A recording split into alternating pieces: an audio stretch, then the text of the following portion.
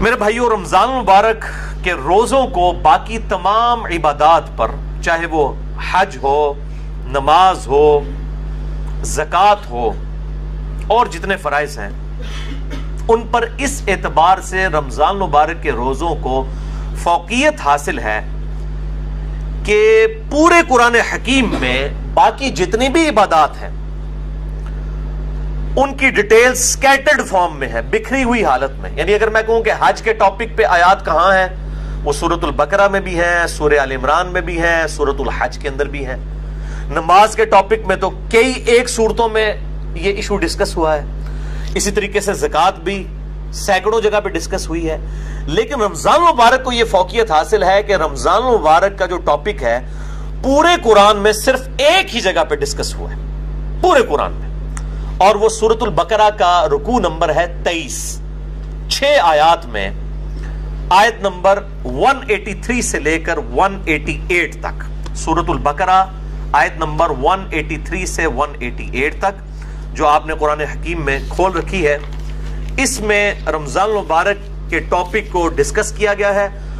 پورے قرآن کے اندر اس ایک مقام کے علاوہ نہ کہیں پہ کسی روزے کا ذکر ہے، نہ رمضان مبارک کے حوالے سے کوئی ڈیٹیلز آئی ہیں سوائے اس ایک موقع کے.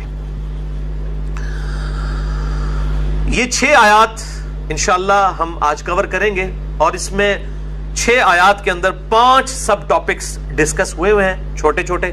میں وہ ساتھ ساتھ کلیریفائی کرتا چلا جاؤں گا. اعوذ باللہ من الشیطان الرجیم، بسم اللہ الرحمن الرحیم. سورۃ البقرہ رکوع نمبر 23 آیت نمبر 183 سے لے کر 188 تک. پہلے 2 آیات ہم ڈسکس کریں گے، آیت نمبر 183 اور 184، جس میں ٹاپک نمبر 1 ہے رمضان مبارک کی اہمیت اور مقصد کیا ہے اور اس کی فرضیت. اعوذ باللہ من الشیطان الرجیم، بسم اللہ الرحمن الرحیم. یا ایھا الذین آمنوا کتب علیکم الصیام، اے ایمان والو تم پر روزے فرض کیے گئے ہیں. کما کتب علی الذین من قبلکم، جیسا کہ تم سے جو پہلی امتیں گزری تھی ان پر بھی روزے فرض کیے گئے تھے.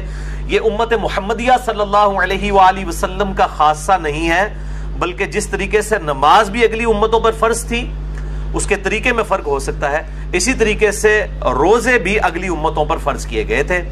اور مقصد کیا تھا؟ لعلکم تتقون، تاکہ تم متقی بن سکو. تقوی کا جو روٹ ورڈ ہے عربی میں وہ ہے وقا. وقا کہتے ہیں عربی میں بچنے کو. یعنی جس شخص کو یہ یقین ہو کہ کسی ہستی نے میری مرضی کے بغیر مجھے پیدا کیا ہے اور وہ میرے ساتھ کچھ بھی کرنے پر قادر ہے، اس کے خوف کی وجہ سے، اس کے ڈر کی وجہ سے گناہوں سے بچنا اور فرائض پر استقامت اختیار کرنا، یہ ہے تقوی.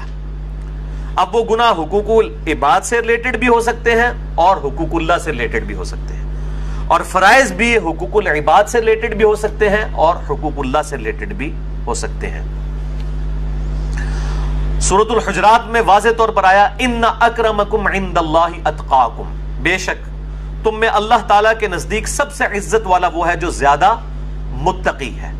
اور رمضان کا مقصد بھی تقوی ہے. اب مجھے ضمناً حدیث یاد آئی جو بخاری اور مسلم دونوں میں موجود ہے.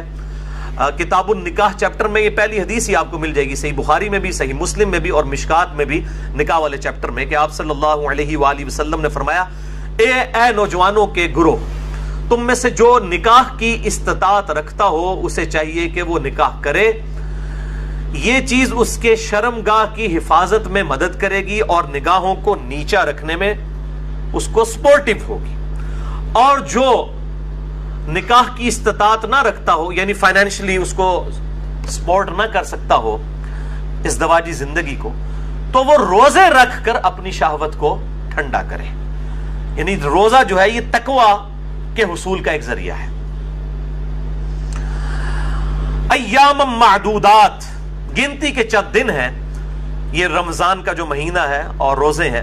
فمن کان منکم مریضا، بس جو کوئی تم میں مریض ہو، اس میں بھی ایکسیپشن دے دی کہ اگر مریض ہو، او علی سفر، یا وہ سفر میں ہو، فعدۃ من ایام اخر، تو وہ اپنی گنتی کو باقی دنوں میں پورا کر سکتا ہے.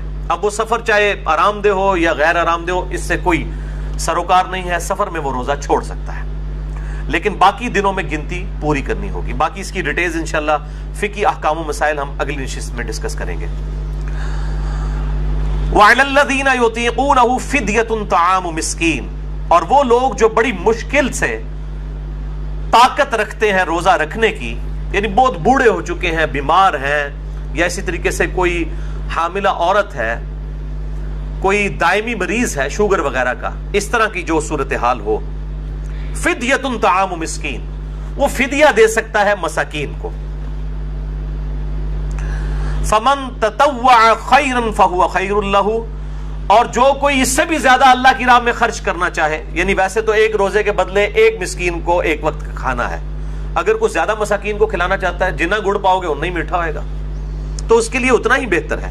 وَأَن تَصُومُوا خَيْرٌ لَكُمْ، اور اگر تم روزہ رکھو تو اسی میں تمہارے لیے بہتری ہے. یہ نہ ہو کہ تھوڑی سی بیماری اور بہانہ کر کے کہو جی میں تو فدیہ ہی دے دینا، روزہ رکھنے کی کیڑی لوڑ ہے. اِن كُنتُمْ تَعْلَمُونَ، اگر تم جانتے ہو تو روزہ رکھنے میں ہی بہتری ہے. یعنی انسان سب سے بڑا خود اپنے اوپر جو ہے وہ گواہ ہے اور مفتی ہے، وہ بہتر سمجھتا ہے کہ مجھے کس طریقے سے چیزوں کو لے کر چلنا ہے. جیسے دنیاوی منفعت کے لیے وہ انسان چھوٹی چھوٹی چیزوں کا خیال رکھتا ہے، تو آخرت کے اعتبار سے بھی وہ خیال رکھے. اچھا، یہ جو آیت ہے وَعَلَى الَّذِينَ يُطِيقُونَهُ فِدْيَةٌ طَعَامُ مِسْكِينٍ، اس حوالے سے صحیح بخاری میں ایک حدیث ہے انٹرنیشنل نمبر کے مطابق 4505، جس میں ابن عباس کا قول ہے کہ یہ آیت منسوخ نہیں ہے، کیونکہ بعض اصحاب کا موقف ہے. صحیح بخاری میں 4507 نمبر حدیث آتی ہے جس میں ابن عمر کا قول ہے کہ یہ آیت منسوخ ہے. یعنی ان کا موقف یہ ہے کہ یہ پہلے آپشن تھی کہ جو شخص مال دے سکتا ہے وہ مال دے لے، اور جو روزہ رکھ سکتا ہے وہ روزہ رکھ لے. یہ دونوں آپشن ہے، یعنی مریض والا چکر نہیں. جو مالدار ہے وہ صرف مال دے دے، چاہے وہ صحت مند بھی ہے تو روزہ رکھنے کی ضرورت نہیں ہے. یہ ابن عمر کا موقف ہے 4507. جبکہ ابن عباس کا موقف صحیح بخاری میں 4505 ہے، وہ یہ کہتے ہیں کہ یہ آیت منسوخ نہیں ہے، بلکہ اس سے مراد وہ بوڑھا اور بوڑھی ہیں یا بیمار شخص جس کو صحت یاب ہونے کی امید نہیں ہے اور بڑی مشکل سے وہ روزہ رکھنے پر قادر ہے، اس کے لیے روزہ نبھانا مشکل ہے.